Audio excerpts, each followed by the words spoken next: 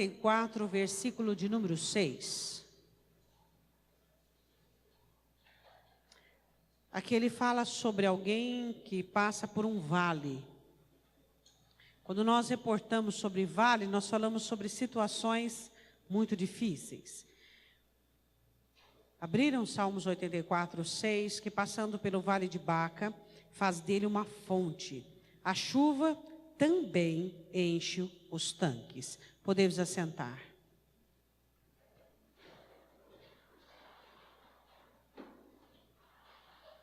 Quem é essa pessoa? Você sabe que o vale é uma situação muito difícil. No vale não nasce nada, porque o vale, ele é de ambos os lados, ele é vale porque de ambos os lados tem-se montanhas. Então ali a sombra da montanha encontra com a outra sombra.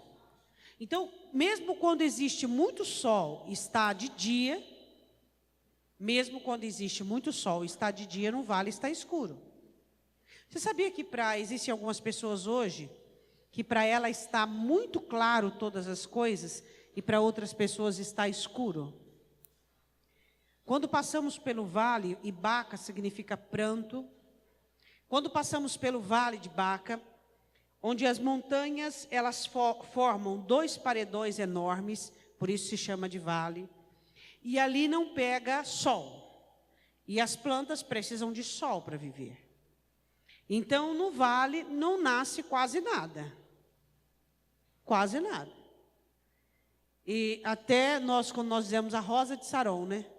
E o lírio dos vales, não é verdade? Quando a palavra fala lírio dos vales em Cantares, ela não está falando de Jesus, você sabia? Está falando da noiva. Que o esposo compara a esposa como o lírio dos vales. Ou seja, raríssimo. Porque no vale não nasce nada. Às vezes nós temos essa comparação a Jesus Cristo. É bom, muito bom. Mas no texto, você olha lá que é o esposo quem fala da esposa. Você é o lírio dos vales. Por quê? Porque é raro. É raro nascer, ainda mais lírio, que é tão sensível, é uma flor tão sensível nascer num vale. Então são dois paredões, um de um lado, outro do outro, e muita sombra. E sol, nada. Frio, o tempo todo. Sol que está frio. Então ele diz assim que mesmo passando pelo vale do pranto, faz daquele lugar uma fonte. E ainda ele pode contar com chuva, que enche os tanques. Ou seja, de sede ele não morre. Vamos analisar que tipo de pessoa que consegue passar por situações tão áridas e tão difíceis e consegue recursos para passar por aquilo ali. Quem é o crente que passa por vales de pranto, vales de choro e consegue ter um reservatório de água e consegue fazer fontes nascer ali e ainda conta com aquilo que o céu derrama? Fala-se de chuva e fala-se de fonte. Eu queria perguntar uma coisa para você no versículo 6. A fonte ou a chuva, qual oferece mais água? Uma maneira bem, a fonte. Então você percebe que quando você passa pelo vale, não percebe nada. Você vai falar para o teu irmão o que você entendeu disso, porque eu já dei todas as dicas, né? Por que no vale as águas da fonte é maior do que as águas da chuva? Olha para o texto. Vale é período de provação. Por que o crente, quando passa pelo vale, faz dele uma fonte? E ainda a chuva enche. Porque no vale, do céu você recebe apenas o suficiente para não ser inativo. Você sabe por que o céu, muitas vezes, ele dá uma fechadinha na torneira? Para que você observe o que é que Deus está investindo em você esse tempo todo. Para que você não fique inativo. O porquê que quando nós passamos pelo vale, as águas da fonte, é maior do que as águas da chuva. Por quê? Porque o Senhor dá uma fechadinha na torneira do céu para dizer, ó, vamos colocar em prática aquilo que eu tenho investido em você. Não pode ser perdido, não pode ser inativo. Vamos colocar para fora tudo aquilo que eu tenho te ensinado fora do vale, para que você produza dentro do vale. Agora, quem é esse que além de fazer fontes, recebe chuva? Diga comigo, no vale, as águas da fonte serão maiores do que as do céu. Dá uma fechadinha na torneira e diz agora, vai. Mostra o que você aprendeu. Mostra o que eu te ensinei.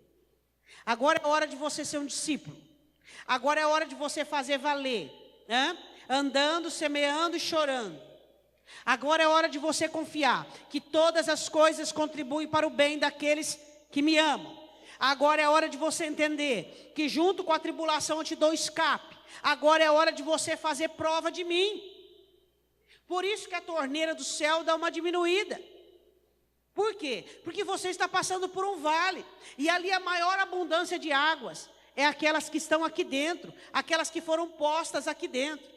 E agora, vamos ver as características dessa pessoa que faz com que no vale exista água em abundância. Primeiro, o que ele ama? Versículo 1. Com amáveis são... Com amáveis, Salmos 84. Com amáveis são os teus tabernáculos, Senhor dos exércitos. Ele não usa uma palavra aqui de santo dos santos, porque ele não fala como sacerdote. Esse foi escrito pelos filhos de Coré. Então se fala aqui como cuidadores, com amáveis são, como que é amável estar na sua casa. Como é amável, como é gostoso. Antigamente, as pessoas davam a vida para estar num culto. Isso antigamente, hoje não. Hoje assim, culto é algo que encaixa dentro da minha agenda. Não deu, não vou. Entende? Hoje não. Então, quando você lê isso aqui hoje, fica meio assim, meio fora de sintonia. Antigamente, eu lembro, no meu tempo, que tinha culto de segunda a segunda. E a igreja era lotada de segunda a segunda. E eram as mesmas pessoas. Não fazia rodízio, que aqui na igreja nós temos rodízio. Não tinha rodízio. Era de segunda a segunda as mesmas pessoas. Segunda a segunda. Segunda, terça, quarta, quinta, sexta. Pulava sábado, que era dos jovens, mas nós íamos. E domingo. E depois segunda, terça, quarta, quinta, sexta. Sábado, domingo. Segunda, terça, quarta, quinta, sexta. Noite não era nossa, era de Deus. Era para Deus. Então ele diz assim, quão amáveis são os teus tabernáculos. O que essa pessoa amava? A casa de Deus. Aí quando você olha para uma pessoa, fala, como é que essa pessoa consegue passar pelo vale do pranto? E ter fonte, e ter água, e ter lírio, e florescer. Por quê? Porque ela ama o culto. Ela ama a casa de Deus. Ela ama estar no culto. Ela não vem no culto por um desencargo religioso. Ela vem no culto para adorar. Ela vem no culto para buscar a palavra do Senhor. Ela vem no culto para falar com Deus, para cantar canções. Nada tem defeito. Ninguém canta alto, ninguém canta baixo, ninguém canta desafinado. Ela vem para buscar a face do Senhor. Então é tudo amável. Aquele irmão de cara feia é amável. Aquela pessoa arrogante é amável. Tudo é amável.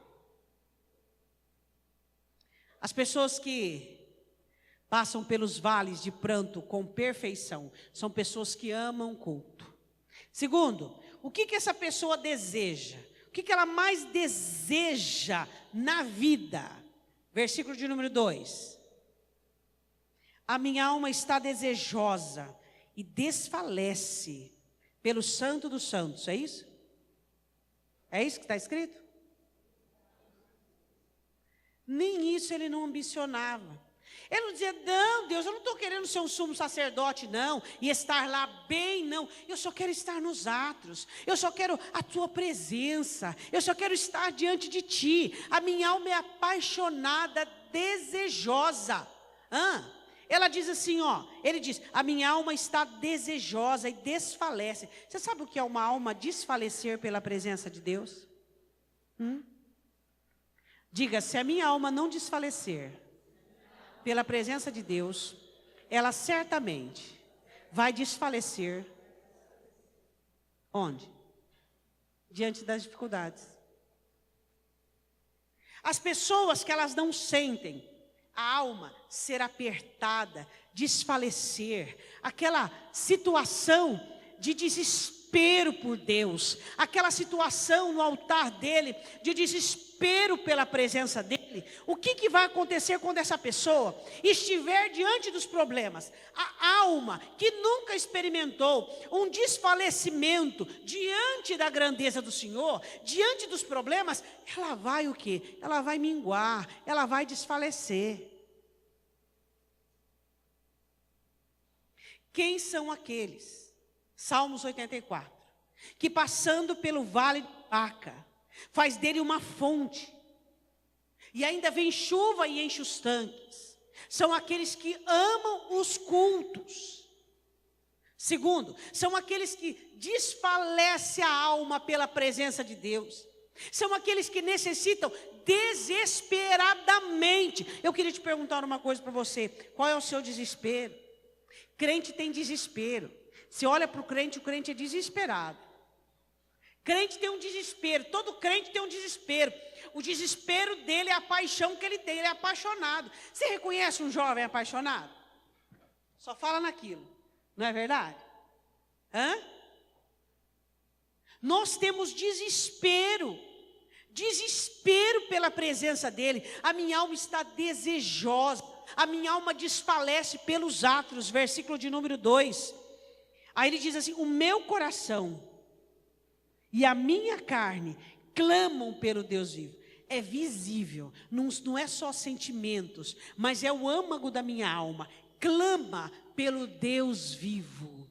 Minha carne, eu sou desesperado por Deus. Crente que não é desesperado por Deus vai ser desesperado por pornografia, por vício de jogo, por palavrão, por tudo quanto é coisa. De todo jeito eu e você temos que ser desesperados. Então vamos ser desesperados por Deus. Olha para o seu irmão do lado, ele tem cara de desesperado. Sabe o que é, pastor? Eu não estou muito desesperado não. Agora que a minha vida está boa, vou estar desesperado por quê? Deus me abençoou tanto. Nenhuma das bênçãos que nós temos tira de nós a ânsia, o desespero, a paixão pelo nosso Deus. Quanto mais nós temos, mais nós queremos ter. Quanto mais nós temos, mais nós queremos ter. É algo insaciável. A presença de Deus é algo insaciável. Você nunca está contente. Se tem uma coisa na sua vida que você nunca pode estar contente, é com a quantidade que você tem de Deus.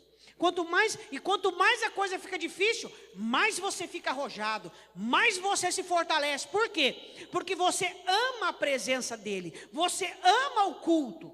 Outra coisa que ele faz, versículo de número 3. Ele entende que na casa do Senhor ele tem abrigo. Na casa do Senhor ele tem amigos. Na casa do Senhor ele pode confiar. Ele está abrigado. Quando você chega e entra por aquelas portas, eu não falo de endereço. Eu falo do lugar onde o povo de Deus se reúne. Você não sente que o cheiro é diferente? A presença é diferente. Tudo é diferente. Você não sente isso? O espiritual discerne. Quando ele chega dentro da igreja, é diferente. Ele sente um abraço invisível para os outros, mas para ele é visível.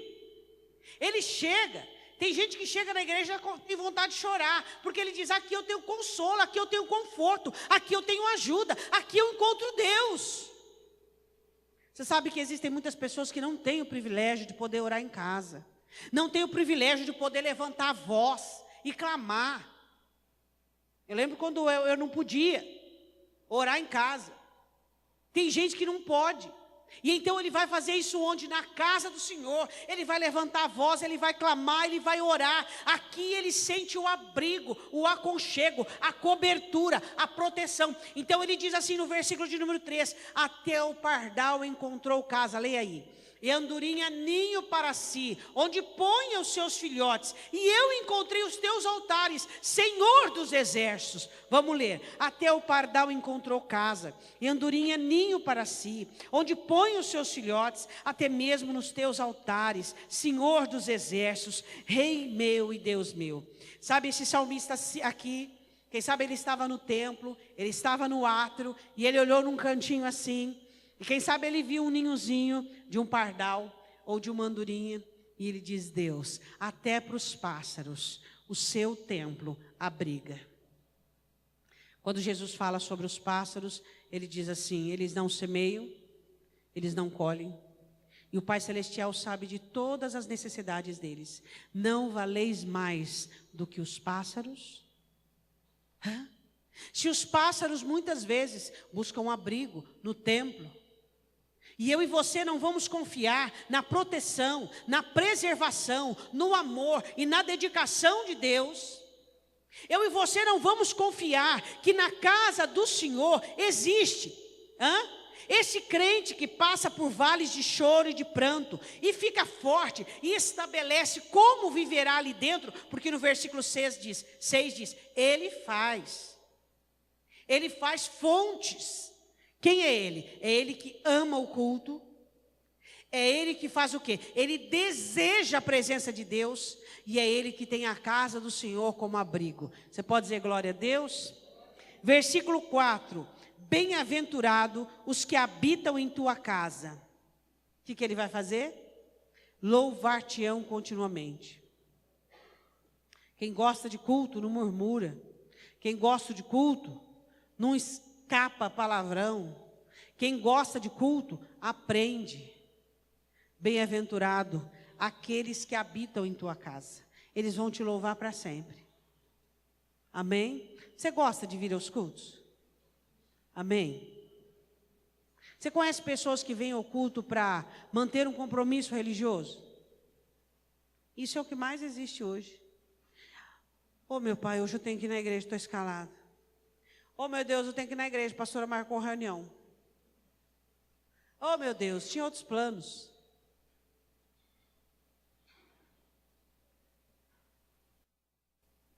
Nós somos capazes de amar e nós somos capazes de desejar. E se nós formos inteligentes, nós vamos amar a Deus e desejar estar na presença do Senhor. Você sabe que quando vir ao culto se torna pesado para você, ou cumprir um compromisso, uma reunião, alguma coisa desse tipo, você tem que repensar o seu trabalho na obra do Senhor. Eu fico vendo Elias aqui, ó, o suor que ele tem às vezes para marcar um ensaio extraordinário. E ele sempre diz sobre algumas pessoas das quais ele pode contar. Sempre, ele diz, pastor, esses aqui eu posso contar sempre. Por quê? Porque são pessoas que não fazem por dever. Temos que fazer por dever? Temos. Mas não vamos fazer por dever. Vamos fazer por amor, por desejo. E ele diz assim no versículo 5, bem-aventurado, ele diz outro segredo da felicidade, o homem cuja força está em ti.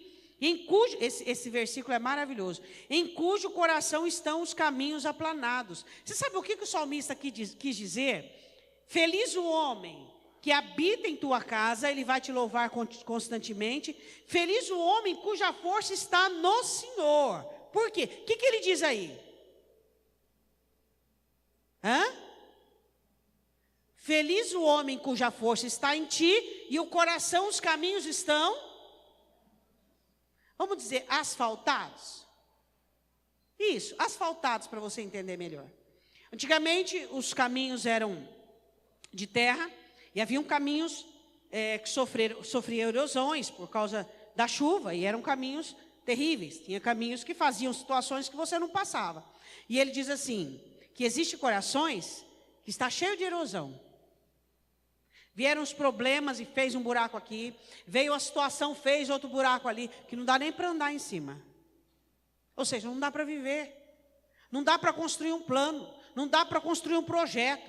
O que ele quer dizer? Que o coração tem o caminho aplanado. Ou seja, Deus dá uma ordem, Deus dá uma direção, essa pessoa consegue praticar. Você já viu pessoas que dizem assim: Deus fala comigo, eu sei o que eu tenho que fazer, mas falta força. Coração esburacado. Esburacado. Ele sabe que tem que fazer o certo, mas o próprio coração, o próprio sentimento trai. Trai o quê? Trai o que ele sabe, trai o que ele aprendeu. Por quê? Porque os caminhos do coração não estão aplanados. Está tudo cheio de erosão. Bem-aventurado o homem cuja força está em ti, e o coração, os caminhos estão aplanados. Os caminhos do seu coração, que sai de dentro de você para fora, para o convívio, para a vida, está esburacado, cheio de erosão, ou retinho. Para perdoar, chega rapidinho. Senhor, como é que eu vou perdoar? Vou passar por esse buracão aqui do rancor, da amargura, do complexo. É para andar segunda milha, Senhor, que jeito que eu vou andar se eu não estou conseguindo nem andar dentro de mim? Como é que eu vou andar a segunda para ir para o outro? Senhor, é para entender o problema, entender a situação, sendo que até hoje eu não me entendi. Eu não sei nem quem sou eu, que dirá quem és tu. O que é ter o coração aplanado? É ter as situações na sua vida resolvidas. Pastora, como é que eu sei quando as coisas em mim não estão resolvidas? Só olhar para aquilo que você consegue fazer ou não consegue fazer. O que você não consegue obedecer. Quais são as áreas da sua vida que a palavra não é regra absoluta? Que a regra absoluta é o que você sente. Que a regra absoluta é aquilo que você consegue. Assim como quem? Caim. Caim não conseguia fazer como Abel. Ele fez o que pôde. Tinha o coração esburacado, não tinha o coração aplanado. Você vai fazer aquilo que você é. Você vai pôr para fora aquilo que você tem. Então, se o seu coração é cheio de buracos, é cheio de erosões, a sua vida do lado de fora vai ser também cheia de erosões. E quem estiver com você vai esburacar junto. Por quê? Porque é assim que é a vida. Então, se eu confio em Deus, o meu coração, os caminhos têm que estar totalmente aplanadinhos, retinhos. Vem de Deus para mim, de mim para o próximo. De Deus para mim, de mim para o próximo. Como é que funciona? Vertical, horizontal. Vertical, horizontal. Aí ele diz assim, agora o versículo que lemos de primeira mão, que passando pelo vale de Baca, vale de pranto, faz dele uma fonte. Como é que você faz do vale de pranto uma fonte? Versículo 1, ame o culto. Versículo 2, deseje Deus. Versículo 3, tenha entendimento que a igreja é o seu lugar de refúgio. Versículo 4, louve o Senhor, habite na casa dele. Versículo de número 5, busque a força em Deus e tenha o coração aplanado. Só que ele não para por aí. Ele continua falando sobre essa herança. Ele diz em primeira mão o que faz para que ele seja alguém que produza no vale. Agora ele diz o seguinte no versículo de número 7. Diga assim, a força é gradual. Tem gente que ele quer a força do amanhã. Eu recebi o pão de cada dia, eu recebi a força do hoje. Cada dia o seu mal, correto? Como é que eu vou conseguir? Amanhã Deus vai me socorrer, amanhã Deus vai fazer. Eu não tenho força para amanhã. Às vezes você enfrenta um problema e você acha que você tem que ter a totalidade da força, sabedoria, destreza, condição. É como? Como é que ele diz aqui? Vão indo com toda a força? Vão indo O que você precisa é ter a força do hoje. A força do hoje impelirá você para a força do amanhã. Você não precisa ter a força do amanhã. Viveu hoje. Errou, mas não foi não estragou tanto. Tá, amanhã o Senhor vai renovar suas forças para corrigir, para fazer o que é certo. O que você tem que entender é que as forças são nos dadas por medida, assim como a fé. Ela é nos dada por medida. Você olha para o seu problema e você fala, meu Deus, eu não vou conseguir. A hora que eu encarar mesmo aquela situação, a hora que eu me deparar, eu não vou conseguir, eu vou morrer. calma, ainda não chegou aquele dia. A hora que chegar aquele dia, a hora que chegar o confronto, ali o Senhor estará o quê? Fazendo com que a força de ontem seja revigorada e multiplique na força do hoje, que é o seu amanhã. Você é tão apressado assim que você quer a força para o mês que vem? Como é que eu vou enfrentar tal situação? Como é que eu vou enfrentar o mês que vem? Tem gente que já está desesperado do ano que vem, não sabe nem se ele vai estar vivo. Como é que ele vai ficar desesperado com uma coisa que nem sabe se vai acontecer? Vão indo de força em força, é gradativo. Hoje Deus te deu a força para isso. Amanhã Ele vai te dar a força para aquilo e assim sucessivamente. Vão indo de força em força, cada um. Deus dá a minha força, a você a força. Cada um deles em Sião aparecerá diante de Deus, ou seja, concluirá a vida. Sião aqui ele fala sobre a cidade da luz, a cidade de Deus. E para nós, a nossa Sião celestial. Cada um de nós vamos comparecer diante de Deus. Versículo de número 8. Senhor Deus dos exércitos, escuta a minha oração e inclina os seus ouvidos, ó Deus de Jacó. Ele usa atribuição a Deus como Senhor dos exércitos. Ele estava precisando de resgate. Escuta a minha oração. Você acha que ele dizia escuta a minha oração? Porque Deus não ouve? É isso que você acha? Ele diz, escuta a minha oração. Hã? Hein? Porque até agora, ele pediu alguma coisa? Até agora ele fez algum tipo de oração, de petição? Não. Agora ele vai começar. Até agora ele estava fazendo o quê? Profissão da fé. Ele estava falando sobre ele mesmo. Ele estava dando atribuições daqueles que são fortes nos vales. Estes são aqueles que amam os cultos. Estes são aqueles que desejam por Deus. Estes são aqueles que fizeram dos templos o lugar da sua morada, o lugar preferido. Estes são aqueles que louvam o Senhor continuamente, de dia e de noite. Estes são aqueles que vão de força em força. Estes são aqueles que passando pelo vale. Estes são aqueles. E agora ele diz, Senhor, ouve a minha oração. Agora começa a oração dele. Ele diz assim, ó, versículo 9, olha, ó Deus, escudo nosso, e contempla o rosto do teu ungido. Quem hoje em dia pode olhar para Deus e dizer, Senhor, contempla o rosto do seu ungido? Minha face está limpa. Você sabe que o judeu, ele valoriza muito a face, né? Muito. Por isso que você ouve a expressão assim, de levantar os olhos, de levantar a face é igual um seixo, seixo é pedra. Por quê? Porque o judeu ele valoriza demais o pudor. Não é como nós os latinos. O judeu valoriza demais a honra. A face de um judeu, ela tem que ser beijada. Um homem beija a face do outro homem, porque a face é a idoneidade, é o caráter, é a porta de entrada da presença, da vida dele. Então ele dizia assim, ó, contempla, o que ele diz aqui? Contempla o rosto do teu ungido. Olha para mim, Senhor. Contempla a minha face, contempla o meu caráter, contempla a minha idoneidade, contempla o meu proceder diante dos outros. Aí ele continua dizendo assim, porque vale mais um dia nos teus átrios do que 1000 dias. Preferia estar à porta da casa do meu Deus, a habitar na tenda dos ímpios. Ou seja, eu prefiro estar à porta da casa do Senhor, à mercê de toda a situação, do que dentro de uma casa de ímpios. Vale mais um dia na casa do Senhor do que 1000 dias fora. Eu quero perguntar uma coisa para você. Qual o seu sistema de valorização? Hoje. Tem valido mais meia hora de oração? Você tira ali do seu trabalho e você fala, Senhor, eu vou investir meia hora agora, eu vou buscar o Senhor, do que passar todo o tempo embaraçado, todo o tempo com complicação?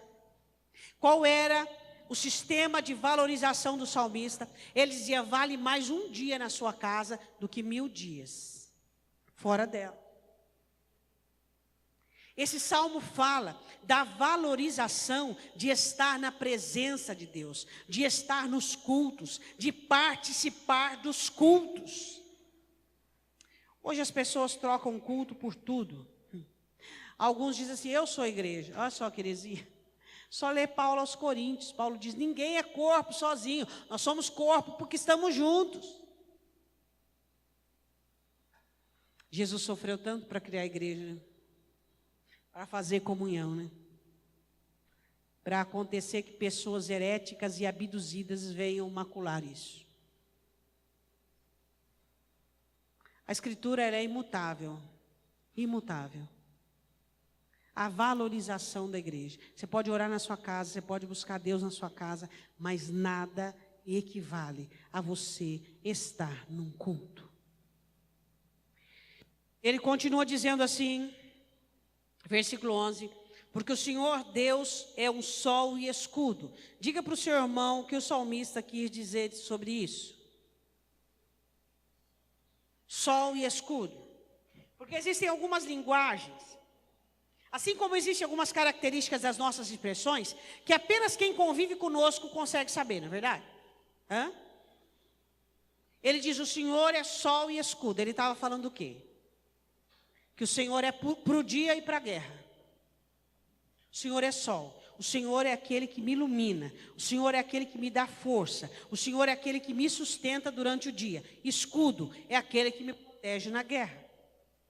Aí ele diz assim, o Senhor dará graça e glória. O que ele quis dizer sobre graça e glória? Ele estava querendo dizer, o Senhor é aquele que me dá habilidade sobrenatural e que faz com que a minha vida seja glorificada por causa dessa graça. Que é glória, tem que ter graça. Existem pessoas que querem ter glória sem a graça de Deus. Você sabe o que é a graça de Deus, né? Não vem com aquele chavão de favor imerecido. Não. A graça de Deus é a ação do Espírito Santo de Deus dentro de você, te dando condições e habilidade de você ser parecido com Ele nessa terra, de ser a imagem dEle nessa terra. Isso é graça. De você ser sábio como Ele, flexível como Ele, perdoar como Ele, amar como Ele. Isso é graça. E se eu quero glória, eu preciso ter graça. Aí nós queremos ser soberbos, queremos ser arrogantes, e queremos glória. E aí nós queremos fazer as coisas do nosso jeito, da nossa maneira, e queremos glória. Aí nós queremos ficar atolados, em toda a nossa deficiência, e queremos glória. Precisamos ter a graça para que tenhamos a glória. E a graça é esse mover do Espírito Santo de Deus dentro da sua alma, ora diminuindo o seu eu, ora levantando dentro de você autoridade, poder e ousadia, ora te dando flexibilidade, ora te dominando, ora te amarrando, ora te liberando, ora fazendo e acontecendo dentro de você. Essa operação do Espírito que te faz a imagem dele, isso é graça. Isso é graça. As pessoas olham em nós e dizem, você perdoa como Ele, você ama como Ele, você é sábio como Ele, você é parecido com Ele. Isso é graça. O crente ele é tão interesseiro, ele é tão capitalista, que ele transformou a palavra graça em bênção. Graça é tudo aquilo que Deus me dá. É graça. É, claro que é. Mas a palavra, o significado original de graça, não é nada disso. É capacitação espiritual, para que o Espírito Santo traga em você e em mim a imagem de Jesus Cristo. Paulo diz aos Coríntios, assim como trouxemos a imagem do homem natural, tragamos a imagem do homem espiritual. Dá para entender? Isso é graça. Se eu quero glória, quem que quer glória aqui? Oh, aleluia, todo mundo quer um monte, né? Quem que não quer? Só bobo que não quer. Todo mundo quer um monte. Então tem que ter graça. Graça para amar, para andar a segunda milha. Graça para perdoar, graça para aprender, graça para ser discípulo. Graça para levar alguns chacoalhões, graça. Aí ele diz assim, o Senhor é sol e escudo. Se Ele é sol, se Ele que ilumina, se Ele que dá força, se Ele que sustenta. Antigamente as nações pagãs e idólatras adoravam o sol. Então ele diz: o Senhor é o sol e escudo, ou seja, o que me guarda na guerra. Ele dará graça e glória. Não retire. Você pode dizer amém a isso? Diga: eu creio. Às vezes ele pega emprestado. Pega ou não pega? Você pega emprestado coisas de qualquer um? Pastor, eu não costumo pegar emprestado, não. Não, hipótese, vai, hipótese. Tá, hipótese. De quem que você pega coisas emprestadas? De pessoas que são muito amigas. Hã? De pessoas que você tem muita intimidade, não é mesmo? Você sabia que às vezes Deus pega algumas coisas emprestadas de você? Ele não retira, ele pega emprestado. Diga para o seu irmão: ele não retira, ele pega emprestado. Ele pediu emprestado, por exemplo, por um determinado tempo, Isaac. Abraão perdeu Isaac aqui dentro. Ele consagrou Isaac, ele matou Isaac aqui dentro. Não matou literalmente, mas ele matou Isaac aqui dentro. Ele pediu emprestado Isaac. E Abraão foi. Ele foi totalmente convicto do que ia fazer. Por isso que ele foi aprovado, porque dentro dele ele sacrificou o filho. Às vezes, Deus pede emprestado a sua bênção, Ele pede emprestado a sua vitória, você ganha, e de repente você começa a perder. Você não está perdendo, foi Ele que deu uma congelada na situação. Assim como você dá o pause, você vai no banheiro, está assistindo lá qualquer coisa, aí você dá o pause, aí Deus deu o pause. Você acha que perdeu, você não perdeu, Ele pediu emprestado. Ele pediu emprestado. Uma vez para Davi também Ele pediu emprestado. Toda a glória de Davi. Davi estava numa ascensão absoluta. Ele falou: pronto, promessa de Deus, fui ungido, cheguei aonde Deus queria. Sou genro do rei, provavelmente substituto, não quero governo. Jonatas governa, que era o preferido do pai. Jonatas governa e eu estou junto. Ele achou que era só isso que Deus queria para ele. Deus não queria que ele fosse o adjunto de Jonatas. Deus queria que Davi fosse o rei de Israel. Aí o Senhor diz assim: peraí, deixa eu pegar a sua glória emprestado. Você vai sair do conforto que você está e você vai ser peregrino e você vai ser perseguido no deserto. Deus não retira bem algum de você, nem de mim. Ele só pega emprestado. Para quê, pastora? Ah, meu irmão, para provar, para ensinar, para educar, para disciplinar. Aí você fala: Deus, eu perdi. Ele fala: não, corrigi isso aí, você não perdeu. Está comigo, como é que você perdeu? Está aqui. Eu que tirei um pouquinho, só para te provar. Lembra Jó, que ele pegou emprestado também? Ele pegou emprestado a riqueza de Jó, os filhos de Jó, o casamento de Jó, a saúde de Jó. Depois ele devolveu tudo em dobro. É ou não é? Só que ele só pega emprestado de pessoas que ele tem intimidade? Não. Os filhos dele, ele pega emprestado. Os íntimos entendem, compreendem e faz no Vale de Baca o quê? Uma fonte. Os que não têm tão intimidade, vai resmungando, sapateando, chorando, irritado, até acabar a força. Acabou a força, vai aprender. Ah, Senhor, fazer o quê? Ele tem que aprender, né? O Senhor pega emprestado a sua bênção, a sua saúde. Ele pega emprestado a sua vitória, o seu êxito. Com o objetivo do quê? De nos ensinar. Primeiro que tudo é dele. Depois para acordar você que você estava muito folgado. Achando que é só maciota, que é só bênção, né? Que tudo está bem. Não. É ou não é? Quando você perde alguém, Deus pegou emprestado. Está te esperando lá na glória. E você fala: perdi. Perdeu nada. Eu levei para mim, mas não perdeu. É ou não é? Você é íntimo de Deus? Então você não reclama quando Ele dá o pause e pede emprestado. É ou não é? Deus não retira bem algum. Amém? Aqueles, aos que andam em retidão. Deus não retira bem algum aos que andam em retidão. ele só pega emprestado. Amém? Último versículo: Senhor dos exércitos, bem-aventurado o homem em que em ti põe a sua confiança. Pastor, eu confio em Deus assim, ó.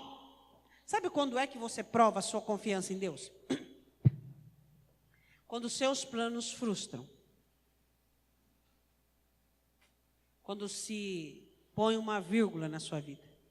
Quando você é frustrado, decepcionado, traído, rejeitado. Quando as coisas estavam acontecendo dentro do seu projeto e não deu mais certo. Quando de repente, de Deus, de um dia para o outro, bum, estoura a bomba. Aí você vê se confia ou não. Quando você confia em Deus? Quando você obedece mesmo sem entender nada. Quando você obedece mesmo contrariando o seu coração. Isso é confiança. Tá bom. Chega alguém para você e fala assim, ó. Seu filho fez isso. Ou seu cônjuge, sei lá. E você confia naquela pessoa e sabe que aquela pessoa não faria aquilo. O que você diz? Você fica abalado, desesperado? Não, por quê? Você confia. Às vezes você olha o comportamento de alguns crentes que atestam piamente que confiam em Deus, mas não, as coisas não equiparam. Elas não são provadas. Quem confia em Deus, obedece, mesmo sem entender. Senhor, eu não estou entendendo nada, eu só estou indo. O Senhor mandou, eu estou indo. O Senhor mandou, eu estou fazendo. Se fosse por mim, eu faria o contrário. Aí o Senhor fala, mas não é por você, por mim, você quer me obedecer? Então é assim. Você só confia em Deus quando você contraria seu coração e seus sentimentos e seus ideais. Aí você provou que você confia em Deus. Do contrário é pseudo-confiança, utopia confiável, pode dar o nome que quiser, um título bem bonito, mas é só isso aí. Confiança é quando você diz não para você. E você vai, o coração está doendo, está machucado. É contrário àquilo que você quer. E você está ali, engolindo sapo, engolindo tudo, está ali. Por quê? Porque você confia nele. Você acredita que ele é poderoso para fazer. Você não entende nada. Você que tem aquela mania de logística, aquela mania de até o dia agendar, você não entende nada. Você só sabe que vai dar certo. Você só sabe que vai dar certo. Senhor, amar, eu queria era pegar de porrete. Amar, abraçar. Senhor, não, eu não quero fazer isso não. Vai e faz. E você faz. Por quê? Porque o Criador da história é Ele. Eu sou, você é aquele que caminha. Mas quem faz a história é Ele. Quem faz a história é Ele. Nós somos apenas caminhantes. Quem faz a história é Ele. Eu queria que você dobrasse o joelho no chão. Vamos adorar ao Senhor com uma canção. Queria que você dobrasse o joelho no chão. Vamos falar com Deus. Queria que você aproveitasse esse salmo. Abre aí no Salmo 84. Eu queria que você ministrasse versículo por versículo agora. Analise agora, versículo por versículo. Analise aquilo que você ouviu, aquilo que você meditou. Ministre sobre a sua vida agora. Em nome de Jesus.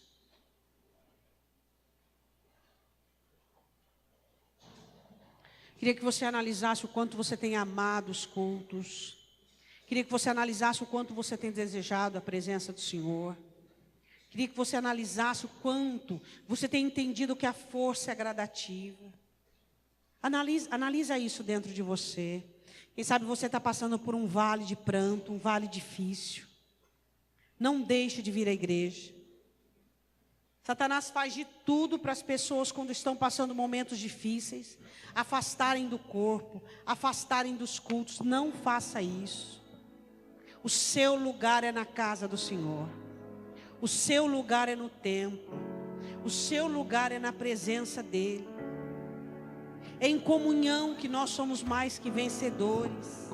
Nós só conseguimos destruir as portas do inferno por causa dEle, porque estamos juntos. É aqui que temos amigos, é aqui que somos amigos. Em nome de Jesus, diz para Ele: Senhor, Tu és o meu sol e escudo. E em Ti eu vou receber graça. E eu vou chegar à glória. Eu sei que ainda não chegou a glória para alguns de vocês, mas a graça está aí diante de vocês. A graça que te dá condições de passar por esse vale, de passar por esse vale de incerteza, esse vale de insegurança. O Senhor Deus é aquele que te habilita, que te capacita a passar pelos vales de pranto, de tristeza, de dificuldade. Pastora, mas eu queria a glória. Mas o Senhor tem a graça. Pegue a graça com duas mãos, e então você vai chegar até a glória.